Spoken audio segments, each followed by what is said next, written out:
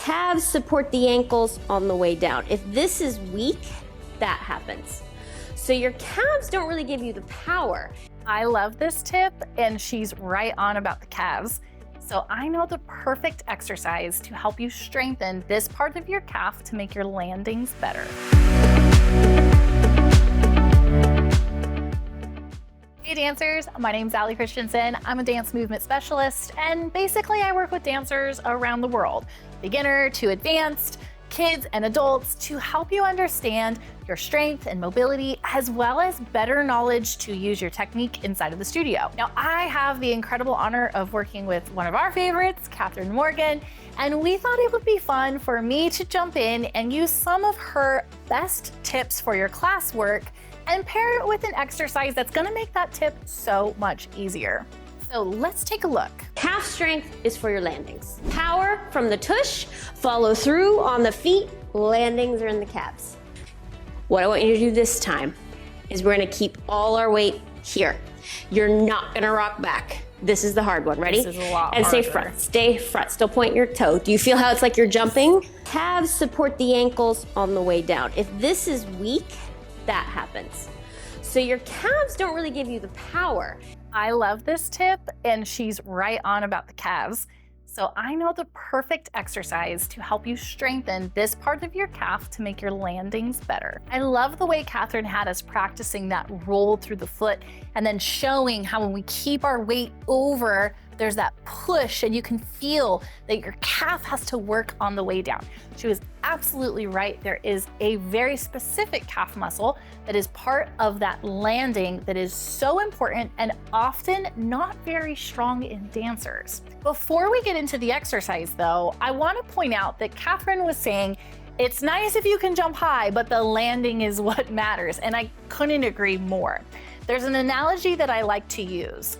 If you were bouncing a basketball and that basketball was really blown up, nice basketball you want to play with, when you are bouncing, are you really thinking about how that ball is going to come back up? Not really. You're thinking about how it goes down. You're thinking about, is it hitting the spot that you want it to? Are you giving it enough push down so it comes back up? But there's never really a moment that you are like, how is the ball going to come back up to me? That's just not the way it works. Your jumping is the same way. If you focus on how you land, the jump will happen. There's little mechanics like rolling through the feet, pointing your toes that need to happen in dance. But as far as the jump and the power of your jump and the longevity of your jump, it is all about the landing.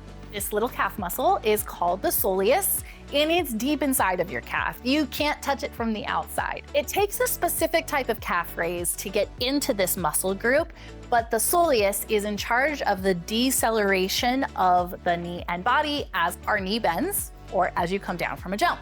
To do this exercise, you're gonna need a wall. So move yourself over to something that's really sturdy. To get yourself set up, I start by being a little farther away from the wall and leaning in on a diagonal. So you can see I'm pretty far in my lean. I'm gonna bring one foot up off of the floor and bend my standing knee.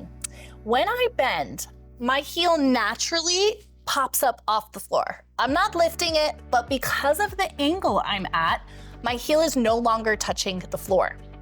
Now, using this lean and keeping my standing knee bent, I'm gonna think of drawing my belt buckle and my forehead up and down the wall. So I'm gonna go up the wall and down the wall and up the wall and down the wall. Now this is where it gets tricky for dancers because we have been taught to press through our ankles and to always straighten our knees at the top. Remember, this is not a releve, this is a cross-training exercise, it's a specific calf raise. So in this position, you must keep your knee bent the whole time. And instead of moving my ankle, so if you look down, you're gonna notice my ankle goes up, my ankle goes down, it goes up, it goes down. I think of my hips moving up and down. So my hips go up, my hips go down, my hips go up, my hips go down. My heel does not touch the floor, nor am I getting all the way up onto my highest releve. So if I move my ankle, see how my knee bends and straightens? But if I keep my knee bent, I lean into the wall and I go up the wall and down the wall with my hips. This is gonna get into a very specific part of the calf, which is the soleus. Now, sometimes dancers have a hard time with this, so don't get discouraged if you feel it in your quad. I'm okay with that to start, but play with the angle of your lean, and I bet that you are bending and straightening your knee, and that's why you're not getting into that soleus and you're in your calf. Now, sometimes dancers will say, oh, I really feel it in my knee. That's a no-no. There's always a no-no when we do an exercise. That's not what I want you to feel. If you feel it in your knee, bring yourself a little bit closer and give me a smaller knee bend to start. Sometimes we need to start in a different spot than where we want to end up, and that's okay. That's why we do these types of exercises to get to the end goal. So as you do your soleus calf raise, you want to be able to do 20 on each side, no problem. Most of us are going to get a few in and go, whoa, that is an intense calf work. But remember, this generally is weaker in dancers, and it's a huge help for the landing and the knee bend, which is something that we all need. Lastly, remember that everything is connected in our body. And just like in ballet class, we never get the opportunity just to do one thing. You never get to just point your toe or just think about your straight knee or just hold your arms. We are working as one piece. It's the same with your jumps and your cross training. So although this soleus is one part of the puzzle, there are many pieces that could help you feel a lot stronger and better in both a jump and a releve. Having strong feet and mobile ankles is an important part.